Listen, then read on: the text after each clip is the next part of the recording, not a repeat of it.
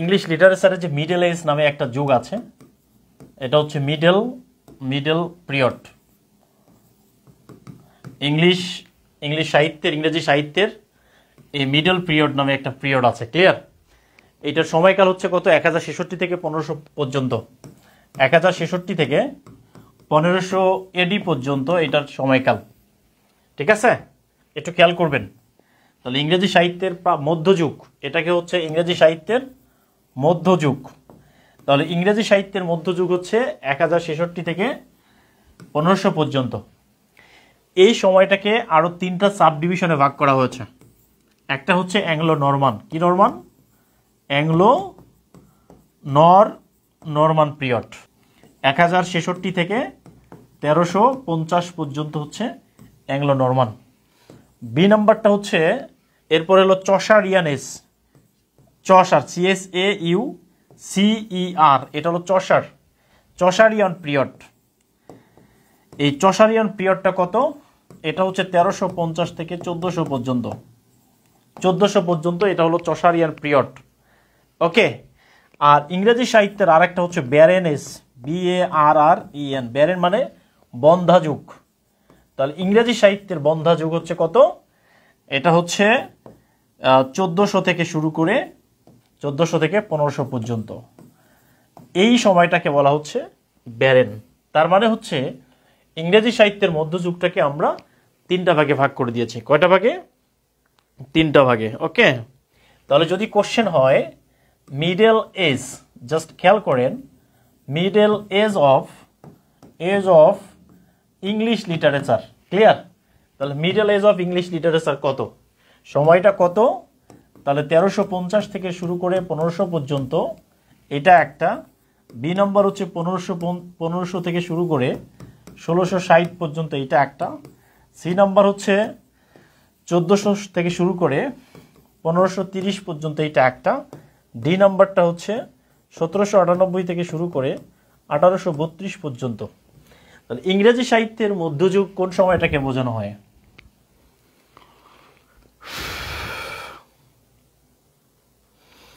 ইংরেজি সাহিত্যের মধ্যযুগ বলতে কোন সময়টাকে বোঝানো হয়? হ্যাঁ, এটা হচ্ছে EL মানে হচ্ছে ইংলিশ লিটারেচার।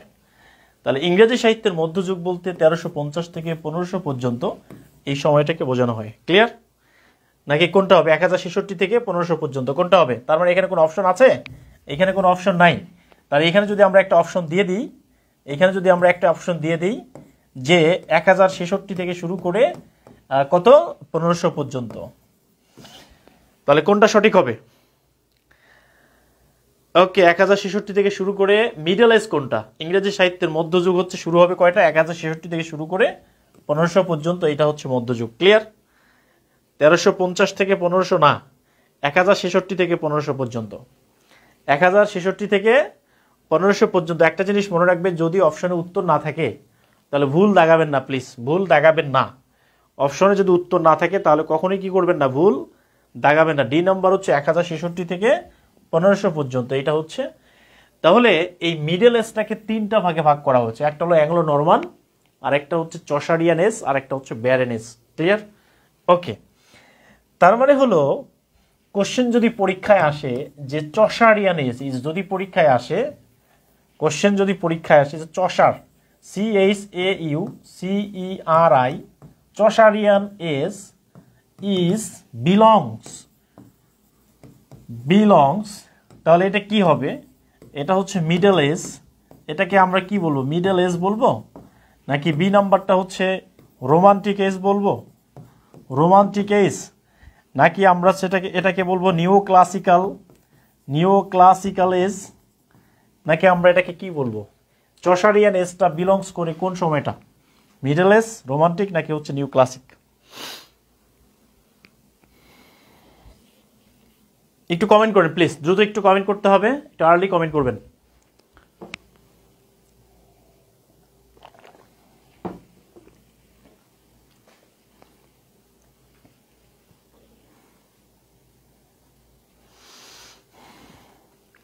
এই মধ্যযুগে কি কি হয়েছিল? ওকে, হ্যাঁ মধ্যযুগ, থ্যাংক ইউ সো মাচ। ওকে, তাহলে ইংরেজি সাহিত্যের মধ্যযুগে কি কি ঘটেছিল? তাহলে যদি পরীক্ষায় আসে main main functions of middle age, যদি পরীক্ষায় আসে মেইন ফাংশন অফ, ইংরেজি সাহিত্যের মধ্যযুগের মেইন ফাংশনগুলো কি কি বা প্রধান কাজগুলো কি কি হয়েছিল, এটা আমরা দেখব। কেমন? ইংরেজি সাহিত্যের মধ্যযুগের মেইন ফাংশনগুলো হচ্ছে এই সময়ে ম্যাগনা কার্টা স্বাক্ষরিত হয়েছিল। কি কার্টা? MAGNA, Magna কার্টা। ম্যাগনা কার্টা সাইন হয়েছিল কত সালে? ম্যাগনা কার্টা চুক্তি স্বাক্ষরিত হয়েছিল কত সালে? 1215 সালে। ক্লিয়ার? খেয়াল করতে হবে। তাহলে এই সময়টা মিডল এজের সময়ে ম্যাগনা কার্টা চুক্তি স্বাক্ষরিত হয়েছিল। কি কার্টা?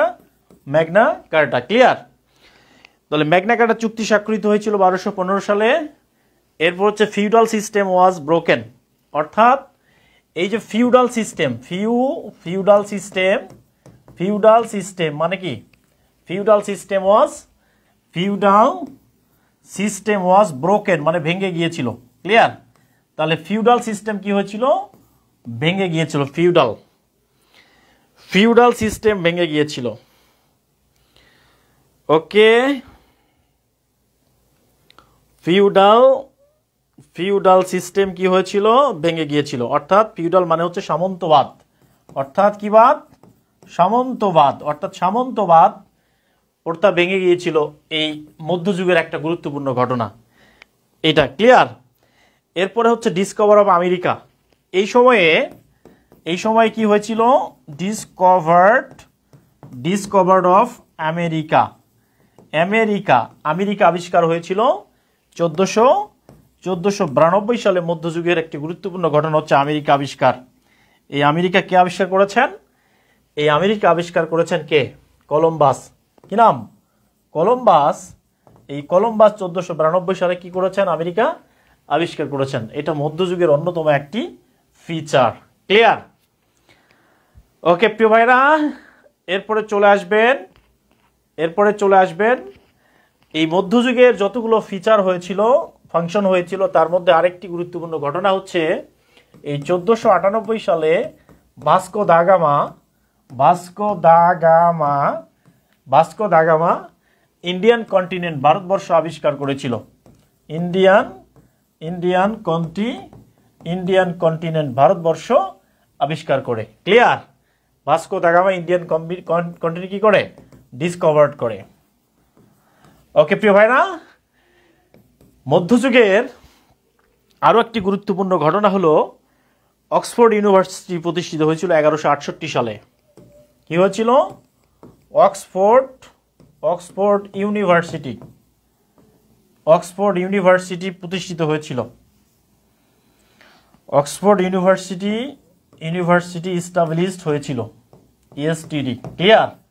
তাহলে 1168 সালে অক্সফোর্ড বিশ্ববিদ্যালয় প্রতিষ্ঠিত হয়েছিল। এটি মধ্যযুগের আরেকটি গুরুত্বপূর্ণ ফিচার। ওকে প্রিয় ভাইরা, এটা লেখা হয়েছে কিনা? তাহলে অক্সফোর্ড ইউনিভার্সিটি কত সালে প্রতিষ্ঠিত হয়? 1168 সালে। এটি মধ্যযুগের একটি গুরুত্বপূর্ণ ঘটনা। আরেকটি গুরুত্বপূর্ণ ঘটনা হচ্ছে ক্যামব্রিজ বিশ্ববিদ্যালয় প্রতিষ্ঠিত হয়েছিল। কি বিশ্ববিদ্যালয়? ক্যামব্রিজ বিশ্ববিদ্যালয়। তাহলে যদি পরীক্ষায় আসে এই যে ক্যামব্রিজ ইউনিভার্সিটি প্রতিষ্ঠিত হয়েছে কত সালে? 1209 সালে। তাহলে মধ্যযুগের যতগুলো ফাংশনস হয়েছে 1498 সালে ভাস্কো দা গামা কর্তৃক ইন্ডিয়ান কন্টিনেন্ট আবিষ্কার এবং অক্সফোর্ড ইউনিভার্সিটি 1168 সালে, ক্যামব্রিজ বিশ্ববিদ্যালয় 1209 সালে, 1492 সালে কলম্বাস আমেরিকা আবিষ্কার করেছেন।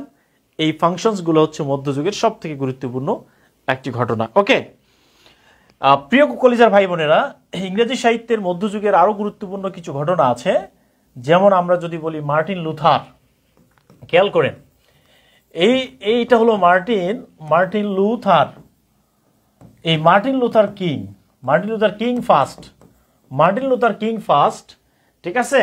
মার্টিন লুথার কিং ফার্স্ট কর্তৃক কি হয়? প্রোটেস্ট্যান্ট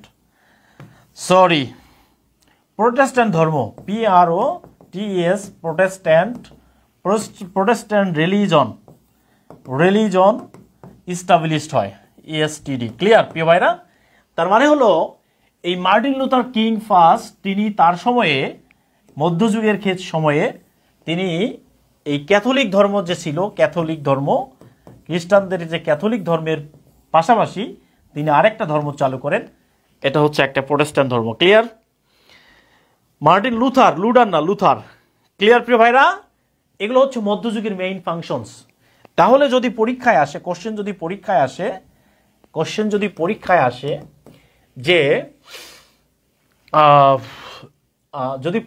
আসে যে হু ডিসকভার্ড ইন্ডিয়ান কন্টিনেন্ট,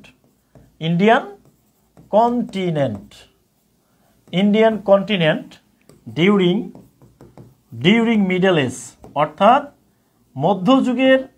মধ্যযুগের সময়ে ইন্ডিয়ান কন্টিনেন্ট আবিষ্কার করে কে?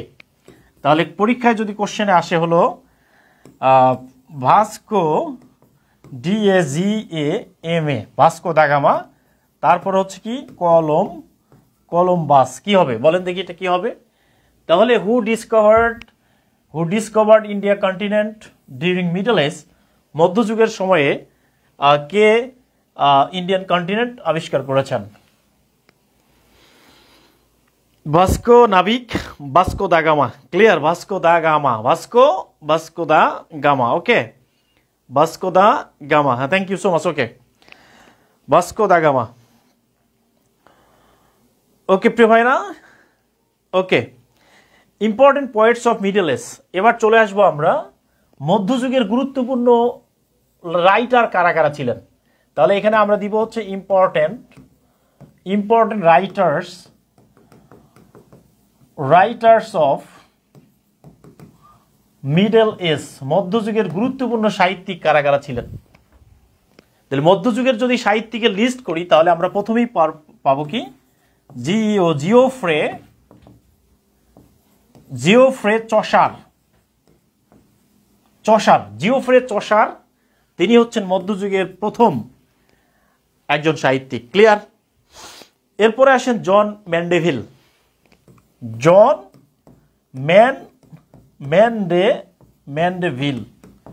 এই জন ম্যান্ডেভিল তিনি ছিলেন একজন এই মধ্যযুগের একজন গুরুত্বপূর্ণ সাহিত্যিক।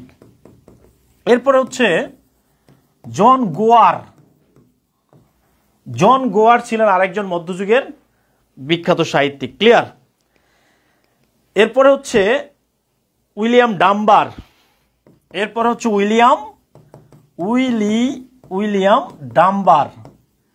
এই উইলিয়াম ডাম্বার তিনি একজন মধ্যযুগের বিখ্যাত সাহিত্যিক ছিলেন। ক্লিয়ার?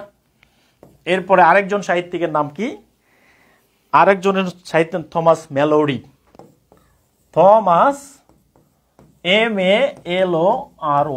থমাস ম্যালোরি, তিনি একজন মধ্যযুগের একজন বিখ্যাত সাহিত্যিক। প্রিয় কলিজার ভাই বোনেরা, মধ্যযুগের যদি আমরা সাহিত্যিক হিসাব করি তাহলে জিওফ্রে চসার, জন ম্যান্ডেভিল, আর জন গোয়ার, আর উইলিয়াম ডাম্বার, আর একটা হচ্ছে Thomas Malory. Clear? Okay, important writer of middle age. Thank you so much. এরপরে আর কে কি ছিলেন? তাহলে 5 নাম্বার গেল। এবার আমরা 6 নাম্বার দিব, নাম্বার 6।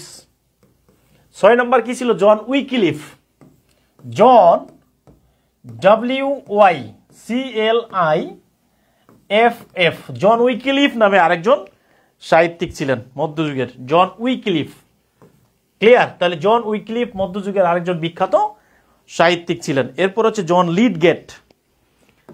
এরপরে 7 নাম্বার হচ্ছে জন LYDGATE।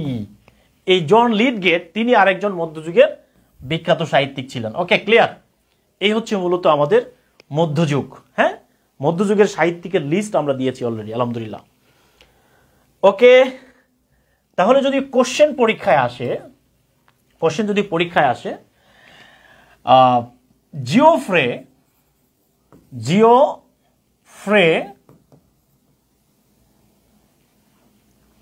যদি পরীক্ষায় আসে Geoffrey Chaucer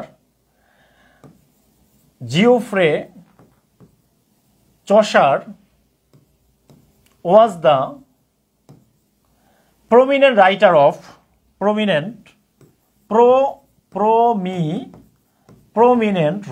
of writer, prominent writer of dash age.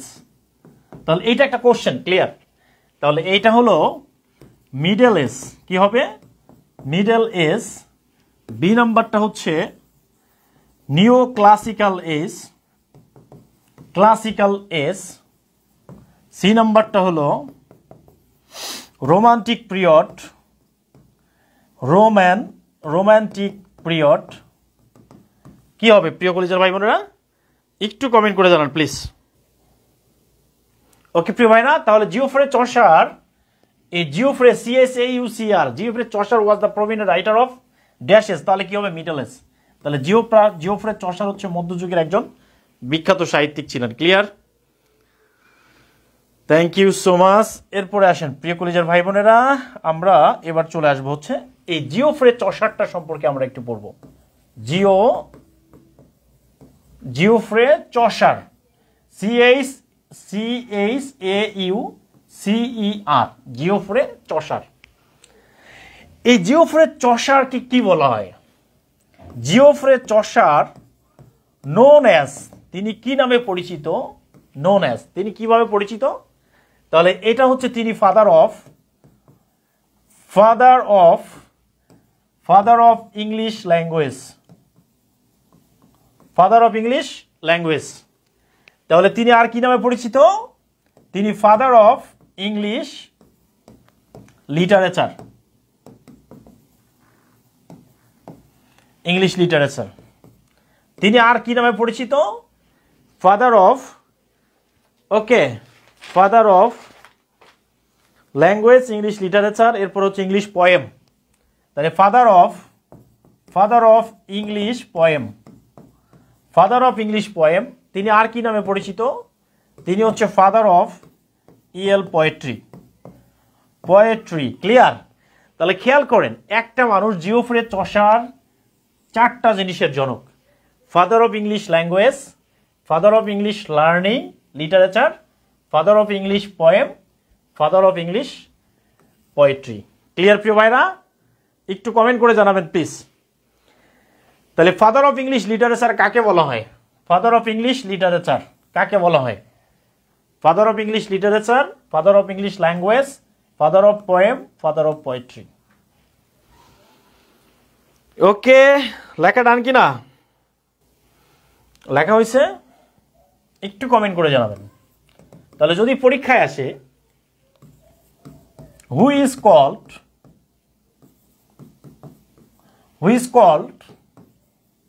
the father of English poem,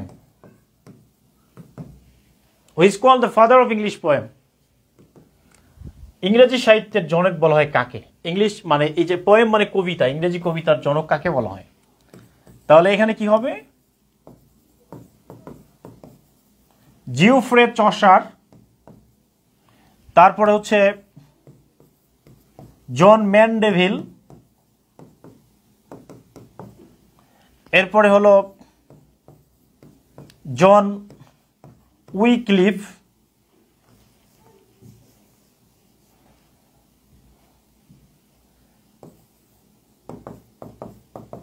কি হবে এটা? একটু কমেন্ট করতে হবে। হ্যাঁ, তাহলে প্রিয় ভাইরা একটা জিনিস মনে রাখবেন, এই চারটা জিনিস মনে রাখবেন। এই পাশে দেন ফাদার, এই পাশে কে? এই পাশে দেন হচ্ছে ফাদার। কিসের ফাদার? খেয়াল করেন, ল্যাঙ্গুয়েজ, তারপরে কি? Literature, literature. তারপরে কি দেন? তারপরে দেন পোয়েম। তারপরে কি দিবেন? তারপরে দিবেন পোয়েট্রি, মানে কাব্য, কবিতা, কাব্য। এই চারটা জিনিসের ফাদার হচ্ছে কে? ফাদার হচ্ছে জিওফ্রে চসার। জাস্ট মনে রাখবেন জিসি। কি মনে রাখবেন? জিসি মানে কি? জিসি মানে হচ্ছে জিওফ্রে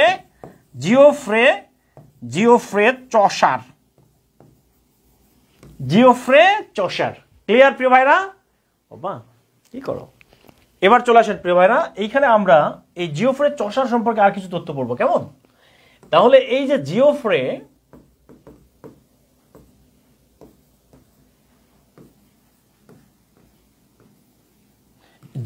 চসার সম্পর্কে আমরা কিছু তথ্য পড়বো। কি তথ্য পড়বো আমরা? তাহলে এইখানে দিব আমরা first national poet of England, ইংল্যান্ডের প্রথম জাতীয় কবি, first national poet of England. এখানে বলছে প্রথম জাতীয় কবি ইংল্যান্ডের, তাহলে ইংল্যান্ডের প্রথম জাতীয় কবি হচ্ছে জিওফ্রে চসার। ইংল্যান্ডের প্রথম জাতীয় কবি বলা হয় Geoffrey Chaucer. He was the poet and diplomat. খেয়াল করেন, সে কি ছিল? হি ওয়াজ পোয়েট, সে একাধারে কবি ছিল। আর কি ছিল? সে ডিপ্লোম্যাট ছিল। আর কি ছিল প্রিয় ভাইরা? সে একাধারে কবি ছিল এবং কি ছিল? ডিপ্লোম্যাট। ডিপ্লোম্যাট মানে কি? ডিপ্লোম্যাট মানে কূটনীতি, কবি এবং হচ্ছে কূটনীতিবিদ ছিলেন। তাহলে he was poet and diplomat, একাধারে। ইংল্যান্ডের প্রথম জাতীয় কবি ছিলেন, first national poet of England. Okay, এটা খুবই গুরুত্বপূর্ণ জিনিস। He was first poet to be buried in the corner of Westminster Abbey. তিনি হচ্ছেন এমন একজন কবি, হি ওয়াজ ফার্স্ট, তাহলে কি হবে? He was buried, PURRIED, he was buried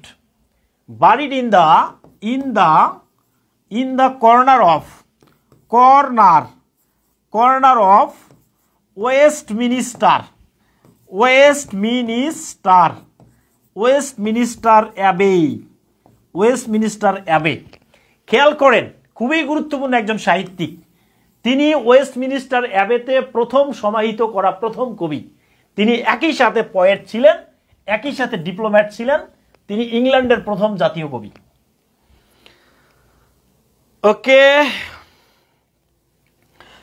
ওকে প্রিয় ভাইরা, first national poet of England. He was poet and diplomat.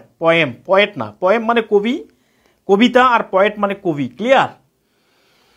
তাহলে ওকে প্রিয় ভাইরা, তাহলে কোশ্চেন যদি পরীক্ষায় আসে,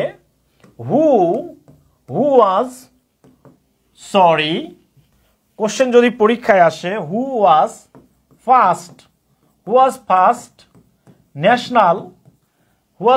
ন্যাশনাল পোয়েট অফ ইংল্যান্ড। ইংল্যান্ডের প্রথম জাতীয় কবিকে? তাহলে ইংল্যান্ডের প্রথম জাতীয় কবি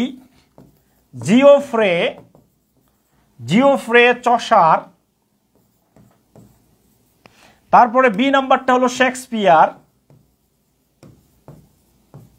সি নাম্বারটা হলো পিবি শেলি,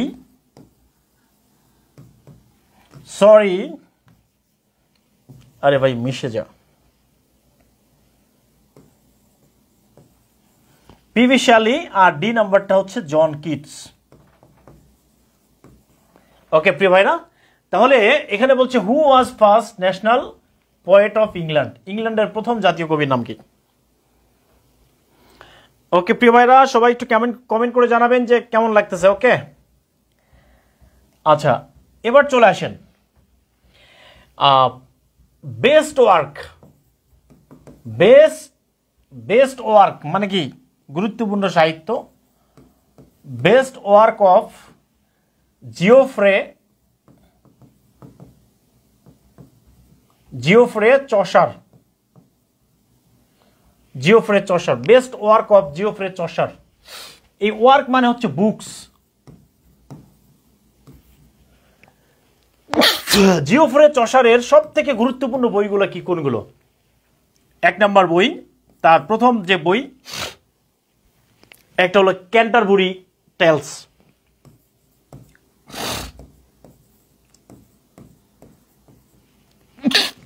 এই ক্যান্টারবুরি টেলস, এটা হচ্ছে তার প্রথম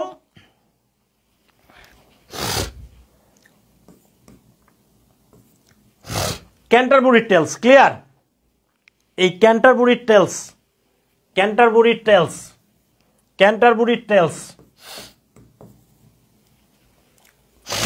এই ক্যান্টারবুরি গল্প, এটা হচ্ছে তার সব থেকে গুরুত্বপূর্ণ একটা বই, এটা সব থেকে বেশি পরীক্ষায় আসে। ক্যান্টারবুরি টেলস হচ্ছে the best literary work of Geoffrey Chaucer, এটা মনে রাখবেন। Canterbury Tales clear? একটু কমেন্ট করে জানাবেন যে আজকের এই ক্লাসটি কেমন লাগছে। ক্যান্টারবুরি টেলস হচ্ছে ইংরেজি সাহিত্যের সব থেকে গুরুত্বপূর্ণ যে সাহিত্যিক জিওফ্রে চসারের একটা গুরুত্বপূর্ণ literary work Canterbury Tales, clear? এরপরে আসেন Anelida and Arcite. Anelida, Anelida, Anelida and Arcite, Arcite, Anelida and Arcite এই জিওফ্রে চসারের আরেকটি গুরুত্বপূর্ণ বইয়ের নাম।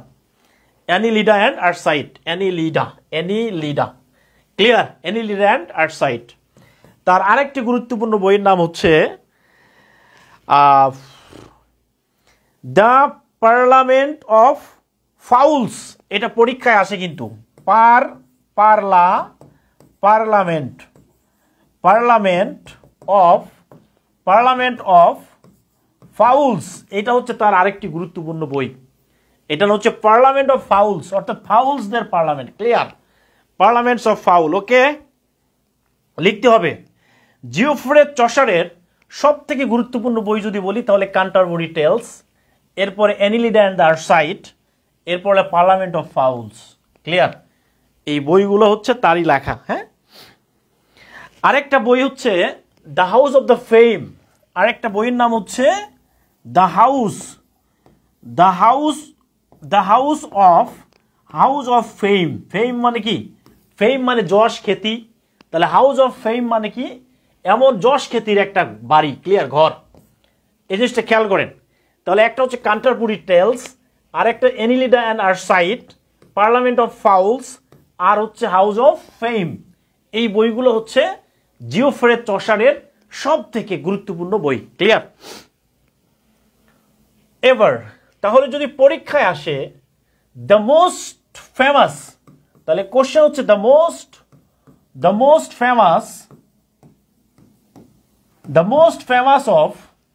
Famous book, clear? Most famous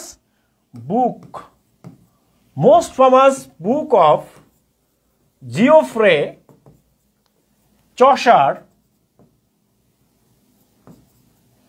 most famous book of Geoffrey Chaucer. তাহলে এক নাম্বার হচ্ছে কি বাবা? Canterbury tales. বি নাম্বারটা হলো হাউস অফ ফেম। সি নাম্বারটা হলো এরপরে আমরা দিব কি? The parliament of fowls, parliament of fowls, clear? প্রিয় ভাই না, এই বইগুলোর নাম একটু লিখতে হবে।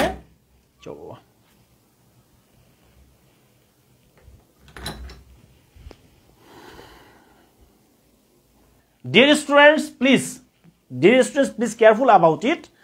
All of the books are written by Geoffrey Chaucer, the famous English literature of English literature. Clear? All of the books are written by Geoffrey Chaucer, but Canterbury Tales is the most famous books of Geoffrey Chaucer. Clear? এবার আমরা একটু ওকে, তাহলে এবার আমরা কি করব? এবার আমরা দিব হচ্ছে আদার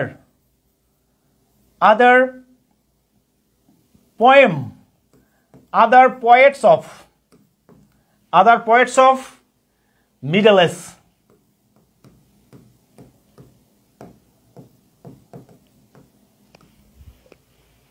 তাহলে এইখানে দিব হচ্ছে আমরা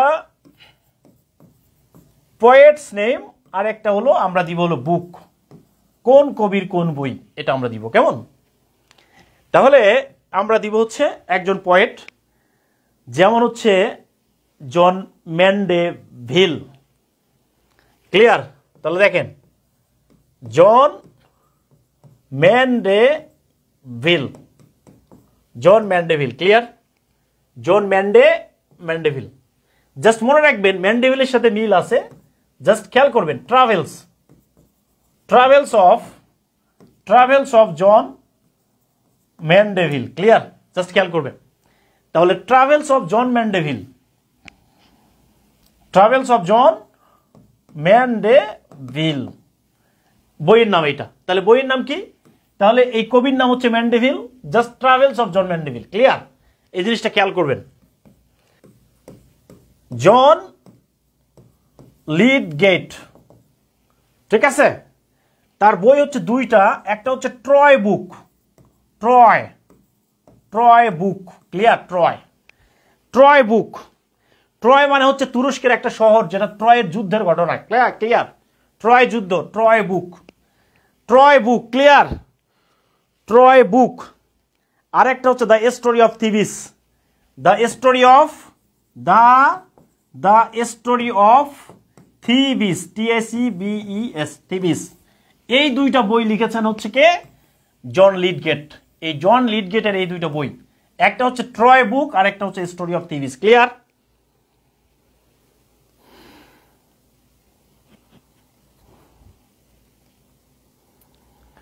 ট্রয় বুক। ওকে প্রিয় ভাইরা, আরেকটা আসেন হচ্ছে উইলিয়াম ডাম্বার।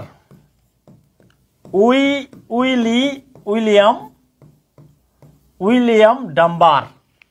জাস্ট মনে রাখবেন, ডিতে ডাম্বার, আর একটা হচ্ছে ডিতে dance, the dances of 7 deadly snake, অর্থাৎ ভয়াবহ 7টি সাপের নাচ। এটাই হচ্ছে মূলত একটা ঘটনা। ক্লিয়ার?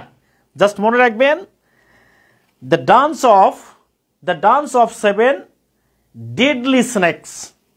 তাহলে কি হবে? এটা দেখেন, dance of 7 DEAD, deadly snake's. Clear? অর্থাৎ ভয়ঙ্কর 7টি সাপের নাচ, এরকম নামে একটা কবিতা। ক্লিয়ার? সাপের নাচ, আছে না, সাপের ডান্স আছে না? তাহলে উইলিয়াম ডাম্বার, ডামতে হচ্ছে ডান্স, ডাম্বার মানে dance. Clear? Lydgate, the book of Thebes, আরেকটা ট্রয় বুক, আর John Mandeville, travels of sir John Mandeville. Clear?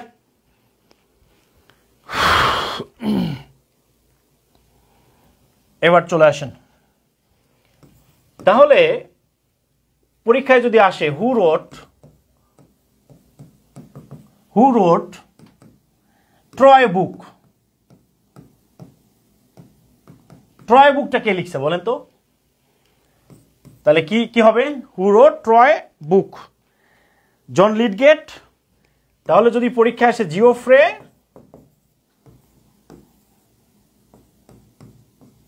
Chaucer,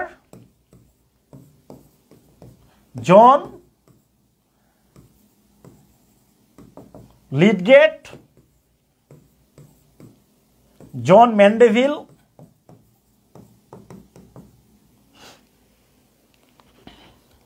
Troy Book, John Lydgate. হ্যাঁ, thank you so much. Okay প্রিয় ভাইরা, okay, হ্যাঁ thank you. Oh my God, চমৎকার, আলহামদুলিল্লাহ। প্রিয় কলেজের ভাই বোনেরা, আজকের এই ক্লাসটি কেমন লাগতেছে একটু কমেন্ট করে জানান, একটু আপনাদের কমেন্ট দেখি।